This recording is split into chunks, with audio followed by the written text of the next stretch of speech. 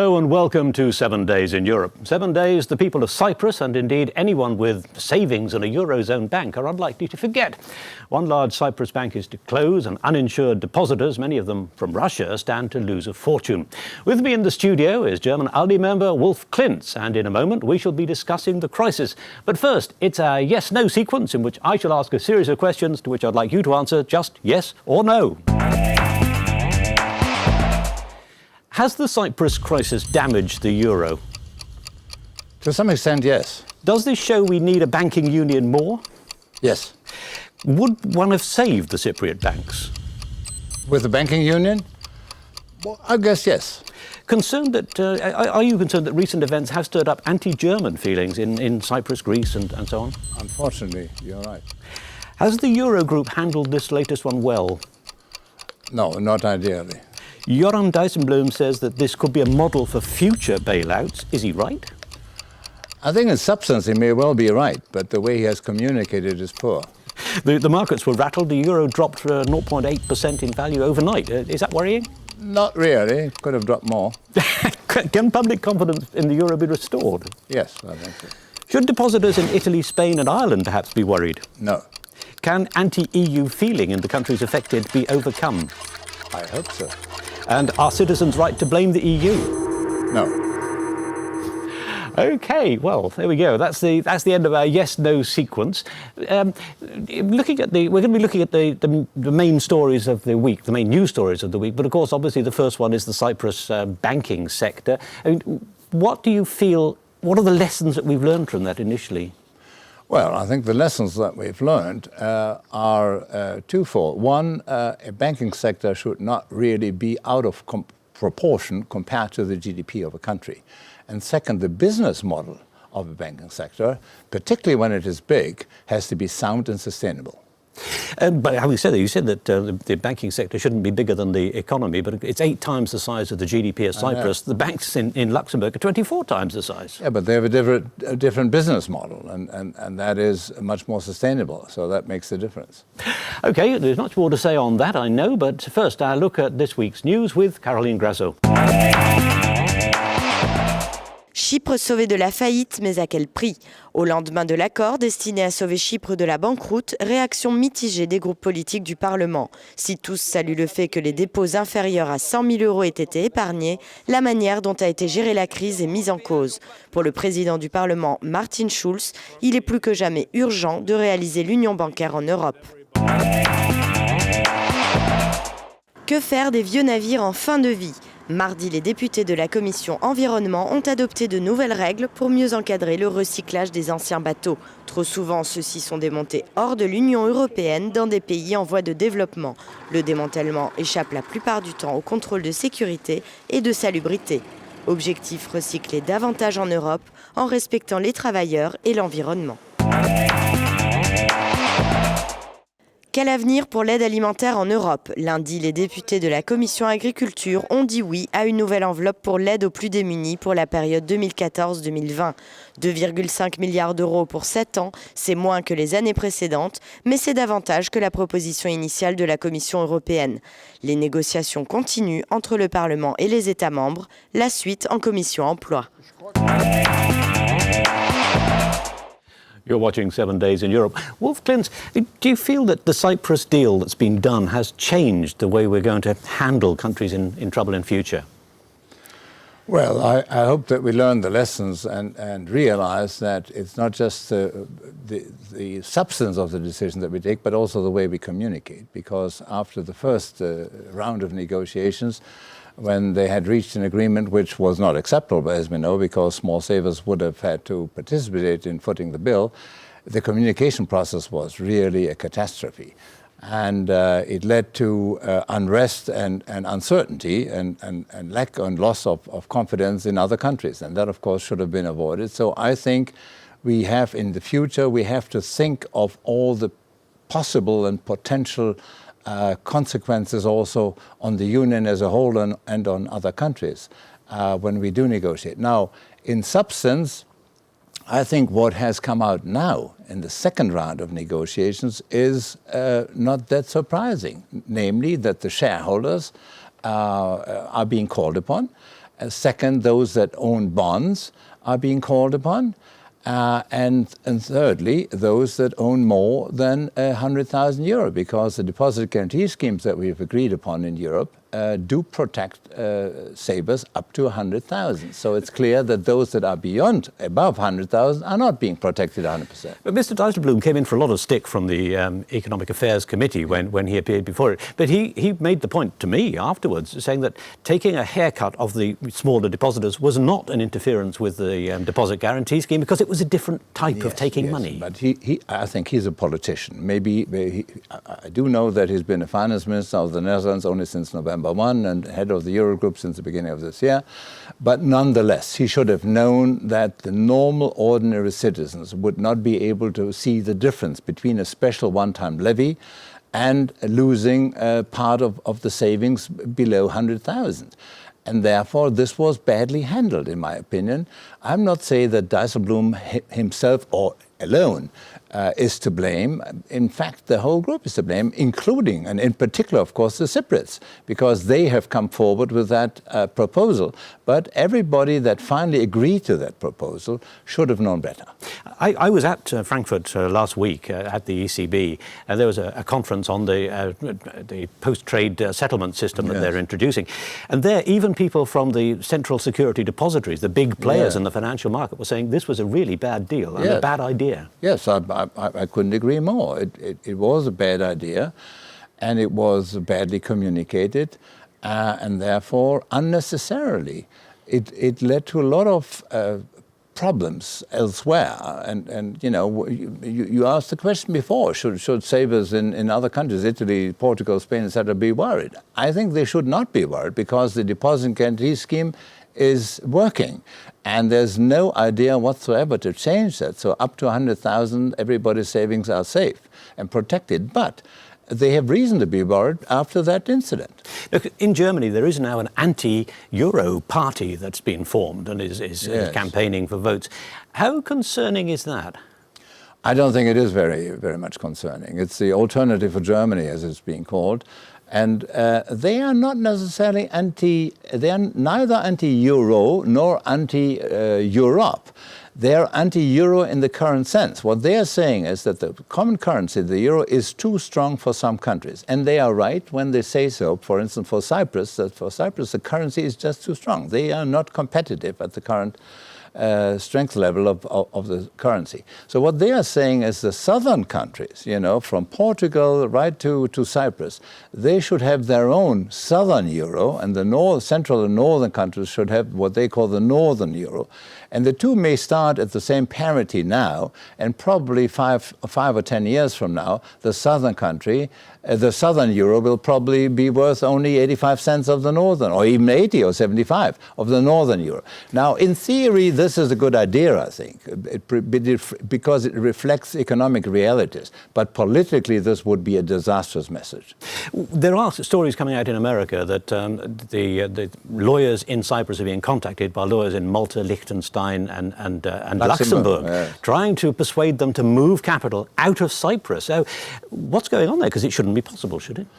Well, everybody can talk to everybody else in Europe. We have a free society. But if that were right, and I haven't heard it, but if that were right, I think it would be appalling, really, because it would show that some member states and you know, professionals in these member states try to exploit the misery and the difficulties of another member state in a rather poor manner. And I think that is the least that we want to have. We want to stand together. We do not want to divide each other. And so if that were the case, I think it should not be tolerated.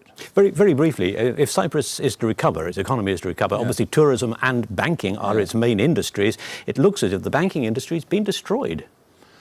Well, it's been certainly reduced heavily to a level that maybe can be sustained over the years. Now, I think Cyprus, based on tourism alone, and a very small probably still fragile banking sector would have a hard time to survive. But thank God they do have also reserves, oil and gas, that has been detected. So I think the European Union should support Cyprus very much and on short term to really exploit those resources.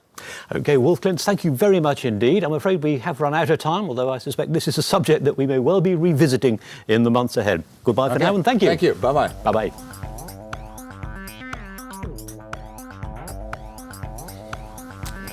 Hi, Jim. Take a seat. You're watching 7 Days in Europe. According to the World Health Organization, 20 to 30,000 people a year in the EU die from diseases related to asbestosis, and that number may rise. Now the European Parliament has overwhelmingly adopted a report to deal with the problem, written by my studio guest, British socialist Stephen Hughes. We'll be discussing the issue, but first our yes-no sequence, in which I ask a series of questions to which I'd like you to answer just yes or no. Okay. Have working people been made to bear too much of the burden in the economic crisis? Yes. Will ordinary savers feel worried after the Cyprus bailout? Yes. It looks more hopeful now that food aid, at least to the poorest, is going to continue. Is that a relief? Yes. Are you concerned that in 2013 Europe still needs soup kitchens? Absolutely, yes. Europe is making itself unpopular, isn't it, with ordinary people? Yes. Can that be put right? Perhaps. That doesn't sound convincing. Are we likely to be exposed to asbestos for many more years to come? Yes. Is there more about than people actually realise? Yes.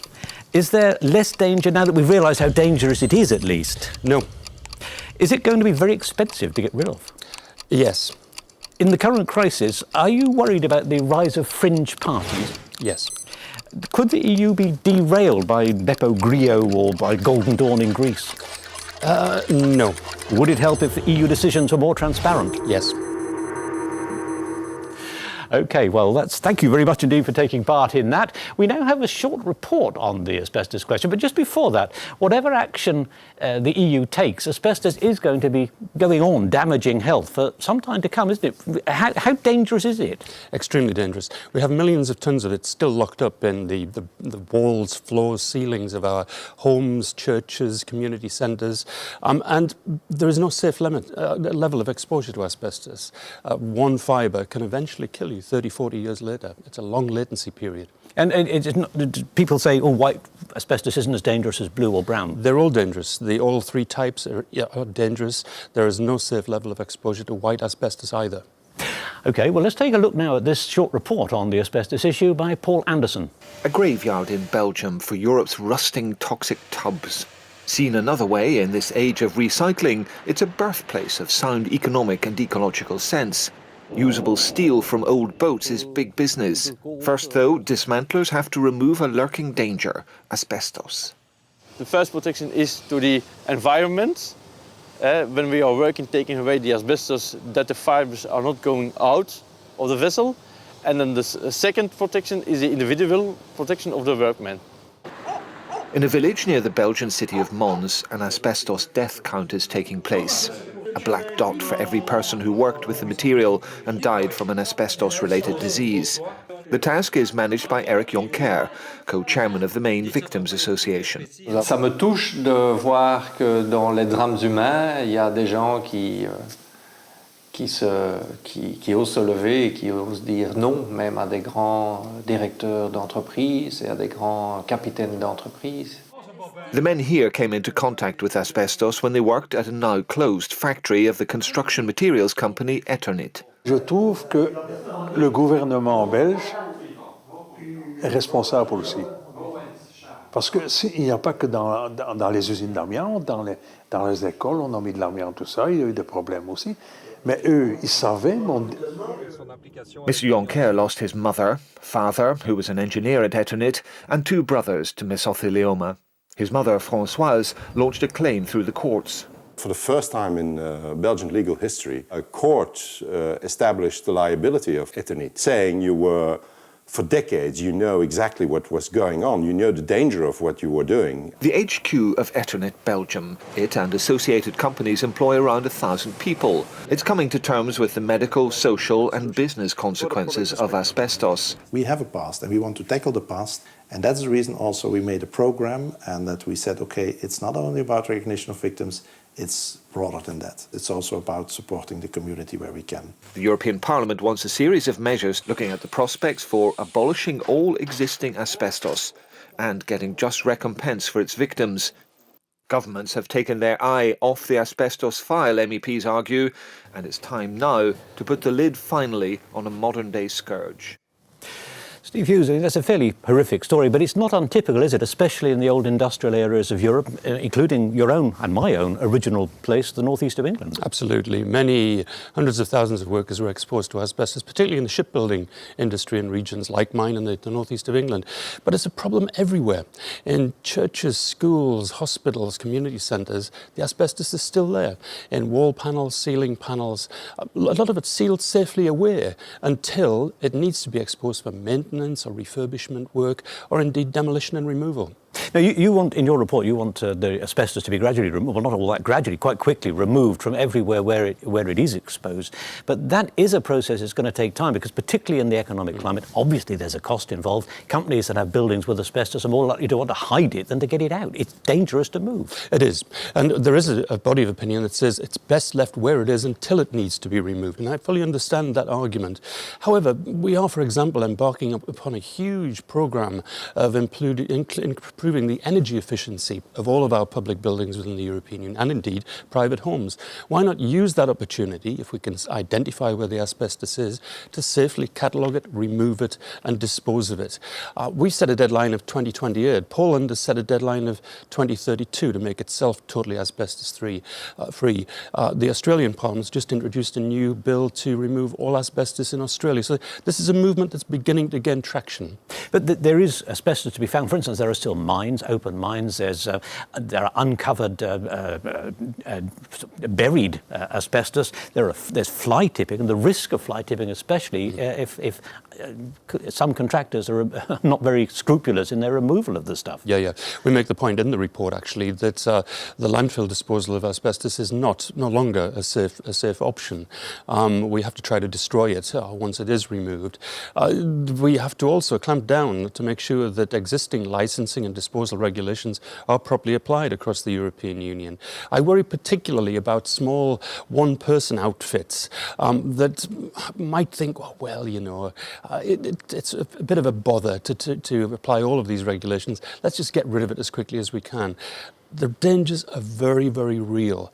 20, 30, 40 years from now, it can lead to death from mesothelioma or a range of other asbestos-related diseases.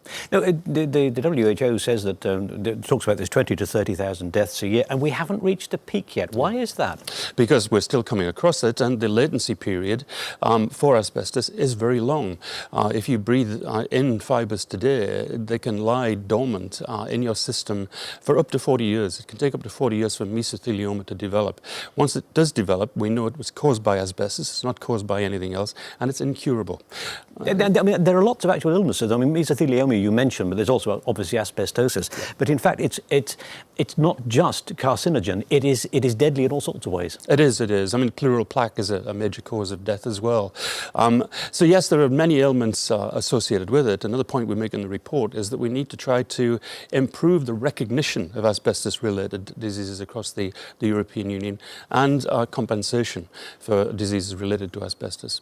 How do you destroy it, though? By definition, you can't burn it, you can't bury it. What do you do with it? It's got to be defragmented. You have to totally demolish it down to basic molecules to make it safe. Once you stop it being in fibrous form, the danger is removed. It's the fibres that are the problem. As long as it remains in a fibrous form, those fibres can effectively burrow into your lung lining and pleural lining, and that's where the problem begins. Now, your report calls for more screening and more information for the workers who have to work with it, more special training even for architects and engineers who have to work with it. And that's going to take a while to implement, isn't it? It is, and it requires resources, but I think it's an urgent problem. If we look at a cold, harsh cost-benefit analysis of all of this, the costs of not acting now are huge, absolutely enormous in the medium to long term. So it's worth making that investment now.